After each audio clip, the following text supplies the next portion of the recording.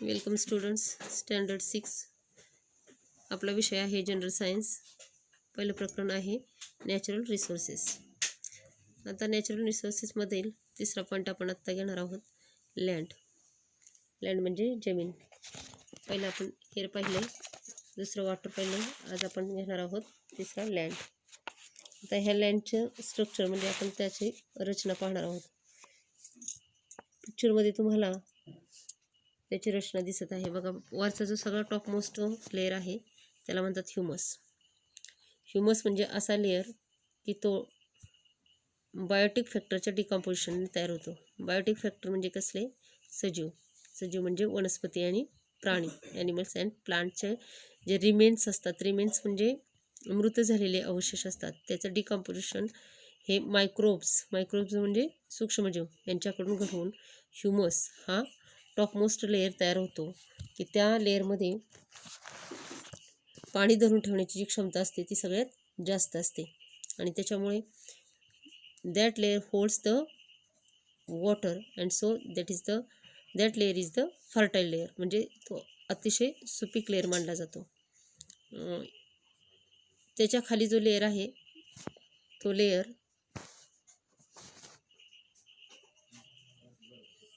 जो बनलेला आहे तो इमॅच्युअर सॉईल म्हटलेलं आहे. पहा, तर इमॅच्युअर सॉईल म्हणजे काय होतं की त्याच्यामध्ये इमॅच्युअर सॉईलमध्ये सँड म्हणजे वाळू, सँड, सॉईल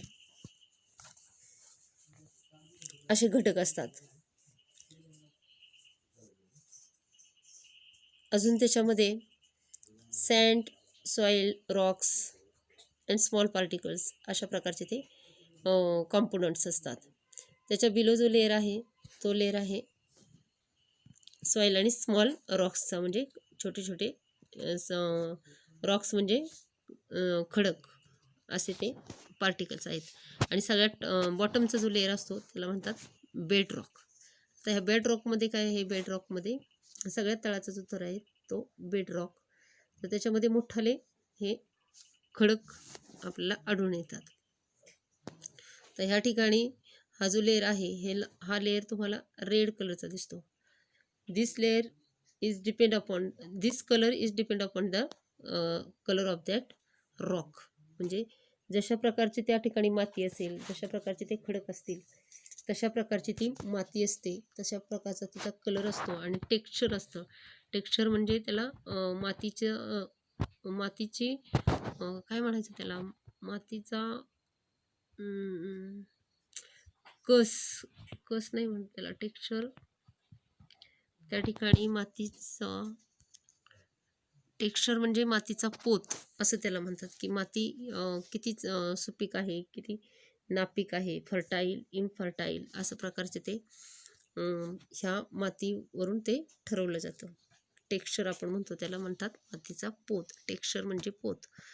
तर अशा प्रकारचे हे माती कलरवरून आपल्याला तिचं मातीच्या टेक्स्चरवरून त्याची सुपीकता ठरवता येते. तर ह्या ठिकाणी हे जे खडक आहेत आणि वरचा जो स्मॉल पार्टिकल्स, स्मॉल स्टोन्स दिसतात, स्टोन्स म्हणजे दगड, तर त्याच्यामध्ये काय काय असतात तर मिनरल्स असतात. मिनरल्स, ओर्स, ORES, ओर्स म्हणजे खनिज, अशा प्रकारचं त्याच्यामध्ये हे कंटेन असतं.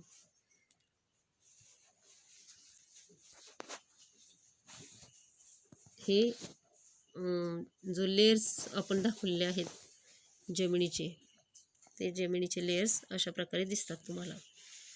त्याच्यानंतर आहे इथे दिलेली आहे माहिती बघा. टॉपमोस्ट लेअर म्हणजे ह्युमसचा बनलेला आहे. Decomposition of remains of plants and animals. आता ही कुठे आढळते आपल्याला तर डेन्स फॉरेस्टमध्ये, म्हणजे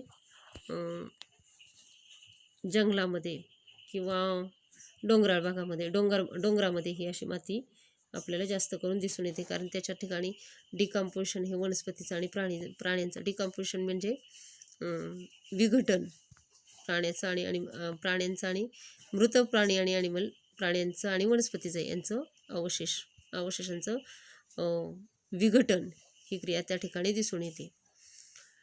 त्याच्या खाली ह्युमसच्या बिलो जो लेअर आहे तो लेअर कशाने बनलेला आहे तर सँड, स्मॉल स्टोन्स, वर्म्स आणि इन्सेक्ट्स. आता ह्याच्यामध्ये सँड, सॉईल, स्मॉल स्टोन्स हे निर्जीव घटक आहेत म्हणून त्याला म्हणतो आपण अबायोटिक फॅक्टर. आणि वर्म्स अँड इन्सेक्ट्स याला म्हणतो आपण बायोटिक म्हणजे जैविक घटक म्हणतात. वनस्पती प्राणी हे बायोटिक, BIOTIC, बायोटिक म्हणजे जैविक घटक. आणि लास्ट जो बॉटमचा आहे तो आहे बेडरॉक. तर याच्यामध्ये बेडरॉकमध्ये मिनरल्स, ओर्स असे हे सापडतात. त्याच्यानंतर आहे प्रोसेस ऑफ सॉईल फॉर्मेशन. आता माती कशी तयार होते, जमीन कशी तयार होते, तर त्यासाठी अबायोटिक फॅक्टर कोणते आहेत मातीमध्ये, तर माती ही खडकांची झीज होऊन तयार होते. म्हणजे त्याला इंग्लिशमध्ये कसं आपण म्हणणार, the soil is formed by weathering of rock. The soil is formed by weathering of rock. म्हणजे वेदरिंग म्हणजे काय, खडकांची झीज होणे, अशा प्रकारचे मातीचा थर तयार होतो. आता हे वेदरिंग म्हणजे झीज कशामुळे होते, त्याची कारणं कोणती आहेत. This weathering is takes place due to the heat of the sun, rain, wind, humidity, water असे हे घटक आहेत. म्हणजे उन्हाच्या अतिशय कडक उन्हाने, पावसाने, वादळ, वारं, आर्द्रता याच्यामुळे त्या मोठ्या खडकांची झीज होते. वेदरिंग म्हणजे झीज होणे आणि मग माती तयार होत असते. आणि ह्याच्यामुळे काय होतं, त्या big stones, big Roxx broken down into small pieces. आता बायोटिक फॅक्टर बघूया. हे जे होते ते अबायोटिक फॅक्टर. आता आपण पाहणार आहोत बायोटिक फॅक्टर. बायोटिक फॅक्टर म्हणजे कोणते, तर सजीव म्हणजे काय, मायक्रोब्स म्हणजे सूक्ष्मजीव, वर्म्स, इन्सेक्ट्स जमिनीमध्ये, मातीमध्ये असणारे छोटे कीटक, किडे, गांडूळ, जीव जंतू हे सगळे न दिसणारे मायक्रोब्स, दिसणारे वर्म्स आणि इन्सेक्ट्स. आता पुढे आहे पॉईंट बघा, रोडेंट्स. रोडेंट्स म्हणजे काय, तर बीळ करून राहणारे प्राणी, त्याला म्हणतो आपण रोडेंट्स. ते कोणते, तर माईस अँड रॅट म्हणजे उंदीर. The roots of trees are, आणि अजून कोणत्या पद्धतीने होतं, तर roots of trees are growing on the land also helps weathering of the rocks. मोठ्या झाडांची खडकामध्ये जी मुळे जातात आणि त्याच्यामुळे जी खडक दुभागतात किंवा त्यांची झीज होते, याच्यामुळे सुद्धा सॉईल फॉर्मेशन होते. आता ही सॉईल फॉर्मेशन ही काही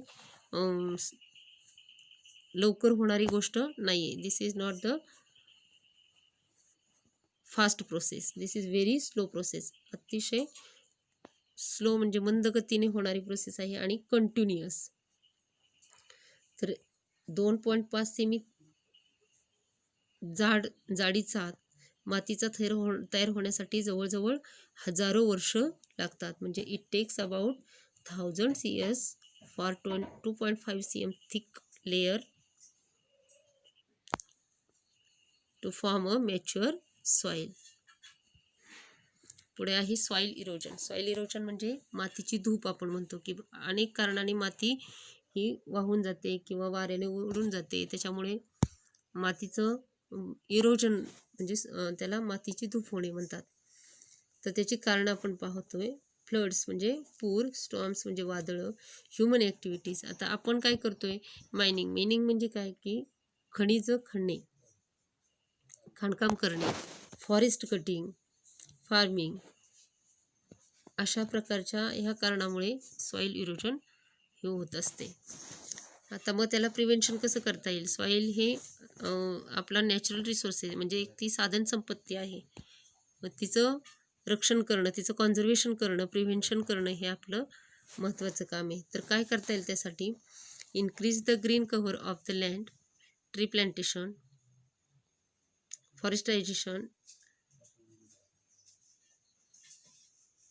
अशा ट्रिचिंग ऑन हिली रिजन, म्हणजे अशा कारणाने, अशा पद्धतीने आपल्याला सॉईल इरोजन थांबवता येईल. तर अशा प्रकारचे हे आपण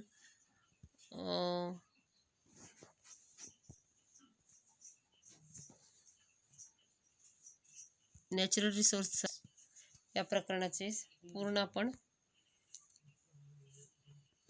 प्रकरण कंप्लीट झालेलं आहे. याचा स्वाध्याय तुम्ही सोडवायचा आहे. ओके, धन्यवाद.